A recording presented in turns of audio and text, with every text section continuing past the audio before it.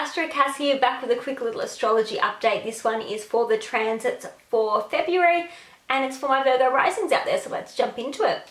The sun starts off transiting your 6th house that's ruled by Aquarius, so what this really means is that you're being noticed. Other people are noticing how well you're doing and shining in the areas of your 6th house. So this could be your routine, housework, just your daily routine.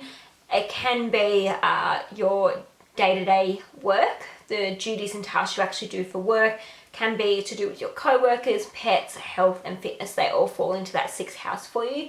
But there's something that you're doing that other people are really noticing that you're doing really well. My biggest assumption would be it's probably work related, like the duties and tasks you're doing.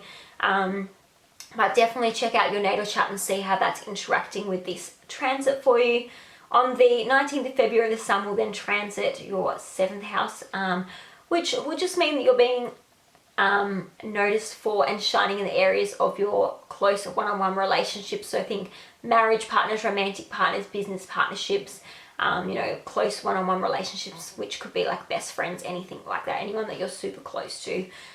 Even if you work in a particular field where you spend a lot of time working one-on-one with clients, sometimes that can impact that 7th house transit for you as well. But the sun is our vitality, it's our ego, it's our confidence. It's how we're shining and how people are taking notice of us and our expression. So keep all that in mind with that transit. Mercury, the planet of communication, news and learning, starts off in retrograde in your Capricorn 5th house. And this just means that it's a time for you to reflect, revise, revisit those 5th house topics for you, So this could be revising topics around children, your fun, your creativity, romance, dating, risk-taking. That's all 5th house topics. Mostly the biggest area is children and creation as well, creativity. So it's a time to reflect on those topics and just think about if something's not working, why, what can be improved, what can be changed. Also, if you've started anything in the past that needs to be finished off, it's a great time to reflect on that, make a bit of a plan and finish them off, especially if there's a creative aspect or a creative endeavor that you've done that you haven't finished off. It's a great time to pick up that and finish it off, finish off those old products. It's not a good time to start anything brand new, but it is a good time to make a plan on what's not working. So once the retrograde's finished, you can move forward with that, or picking up something old that you started before that you didn't finish off, you can do those and move forward with them straight away. On the 15th, it'll move into your Aquarius 6th house, which just means there could be more communicating with co-workers, bosses, just more communication with like health or fitness experts, or more communicating about your daily routine, how you can improve that. There's news or some kind of communication happening there for those 6th house topics for you. So Venus, the planet of love, romance and money, starts off transiting your Capricorn 5th house. So this just means that you're really going to be loving and valuing those 5th house topics for you.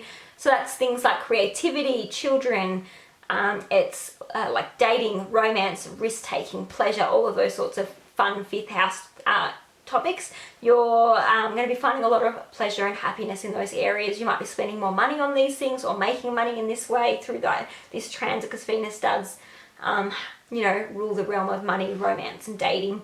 And keep in mind that it's going to be making some conjunctions with Mars at the end of the month and transiting with Mars through that 5th house for you at the end of February. So Mars and Venus are known as the cosmic lovers, divine lovers, yin, yang, masculine, feminine. They both have positives and negative traits, so this can be quite good or can be negative depending on how it's impacting your natal chart, so definitely check that out. But I'm expecting that it'll bring some good things for people.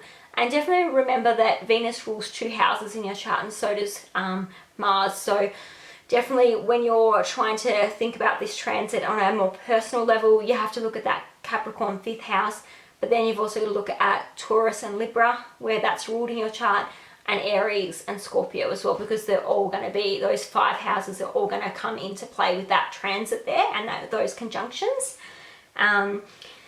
But let's have a chat about Mars. So Mars is our energy, our passion, aggression, it's war, it's what we're fighting for and fighting with.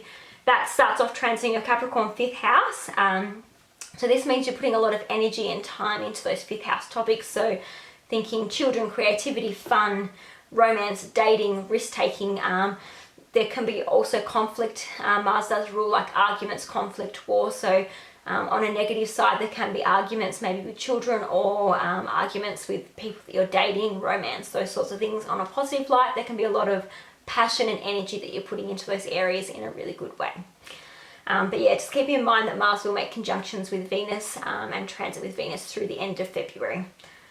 You then have a new moon in your Aquarius 6th house at 12 degrees, and that's on February 1st at 4:46 p.m. in Australian time. New moons are new beginnings, new cycles starting. And so for you, these new beginnings are going to be in regards to those 6th house topics. So think co-workers, routine, day-to-day duties and tasks that you do for work, health, fitness, all those sorts of things. You'll have some new beginnings over the next 3 to 6 months in regards to those houses for you. Those house topics, I should say. Then we've got a full moon happening at 27 degrees in your 12th house on February 17th at 3:56 a.m. So full moons are completions and cycles ending. So it's an end, a completion of something that's happening. For you, it's going to be 12th house. So think, you know, maybe some deep spirituality, reflections that you've been doing. Maybe you've been more isolated and withdrawn. You could be traveling maybe, or maybe you've traveled or moved home, that sort of thing. 12th house is a very spiritual house. It's more isolated and withdrawn. It's the house of transcendence. So definitely there can be some big endings for you in regards to anything to do with like mental health or being isolated, withdrawn from people. All those things can come up with that 12th house full moon that's been activated. Definitely check out when the last Leo new moon was and what topics and events were happening for you back then, because the things that started with the new moon are going to be completed and ended with the full moon. So they'll work together to bring obviously that into completion. Thanks for joining me, guys. Don't forget to give me a like if you enjoyed this video, and I'll catch you in the next one. Bye.